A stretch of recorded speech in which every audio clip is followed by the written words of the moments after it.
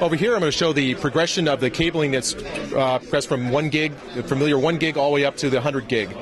Most of you are well aware of the RJ45 that's commonly used for 10M, 100M, and 1 gig, and also used for 10 gig base T.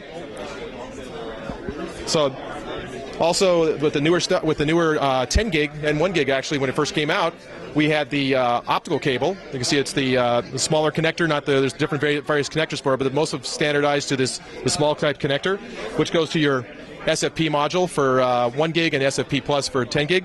But for 25 gig, they're using the same form factor. So it'll have the same size, same common form factor as the 10 gig SFP plus.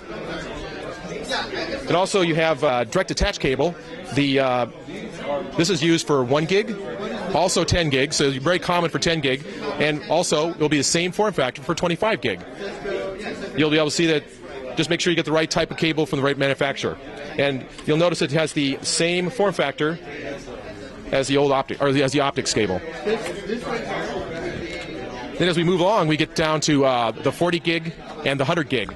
And the 40 gig and 100 gig use what's called a quad SFP. So for 40 gig, it's usually called QSFP plus, and for 100 gig, it's called QSFP 28.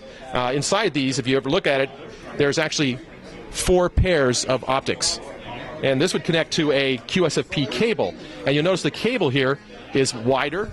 And when you actually look inside, if you were to look inside here, you'll see that there are 4 pairs of fiber in there. So think about this is 4 of these.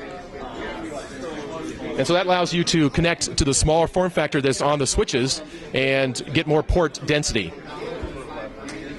Then for connecting to individual 25 gigs, you have what's called a fan-out cable. So the same optics that you use for 40 gig or 100 gig would go through here, the same connector, and it'll go on the other end to those standard connectors that you use for 10 gig or 25 gig. It's just located over here. And it'd use exactly the same endpoint optics and the same optics at the end of the on the switch itself. Then we have, for the next one, for optical, the last one, this is called active optical cable, AOC. The only difference between this and this is that the optics are integrated onto the fiber, so you can't change the fiber size. And lastly, we have the same thing with the direct attach cable. You have the QSFP form factor for direct attach cable, and it comes in various lengths, and you got a 40 gig or 100 gig, and this can run 4x25, 4x10, 2x50, 1x100. And then for the direct attached going from the QSFP 100 gig or 40 gig, you got the same thing on the end. It fans out to individual 10 gigs or 25 gigs, depending on what your setup is. That's it.